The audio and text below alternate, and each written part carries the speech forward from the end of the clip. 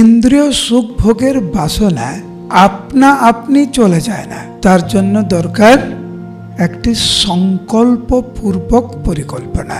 আমরা যদি ভালো ভক্ত হতে চাই, আপনা আপনি হয়ে যায় না।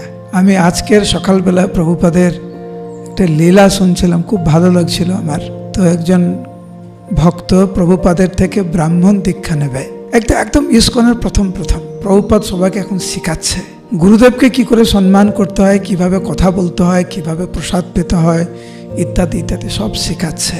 তো ওই ভক্ত ব্রাহ্মণ দীক্ষা পাওয়ার পরে প্রভুপাদকে বলছেন, প্রভুপাদ জন্মে জন্মে আপনি আমার গুরুদেব, আপনি আমার প্রভু। তো প্রভুপাদ যেন এটা শোনার পর কিছু একটা বললেন, ওই ভক্ত শুনতে পায়নি ঠিক মতো করে। ওই ভক্ত আবার পুনরাবৃত্তি করছে, প্রভুপাদ আপনি আমার প্রভু, আপনি আমার গুরুদেব, নিত্যকালের গুরুদেব। প্রভুপাদ ভাবলেন আমি একটা কথা বললাম, এ শুনেনি, ওর কথা পুনরাবৃত্তি করছে আবার। তখন প্রভুপাদ আবার দৃঢ়ভাবে উনি যেটা বলতে চাইছিলেন সেটা বললেন। সেটা কি? পে ওবেসেন্সেস, প্রণাম করো এখন। মানে হচ্ছে কি, অনেক সময় আমরা অনেক আবেগ হয়ে যায়, আবেগ। ব্রাহ্মণ দীক্ষা পেয়েছ, এখন গুরুদেবকে প্রণাম করার সময়, এখন প্রণাম করো। তুমি প্রণাম না করে বলছে গুরুদেব আপনি সব কিছু, নিত্যকালের প্রভু।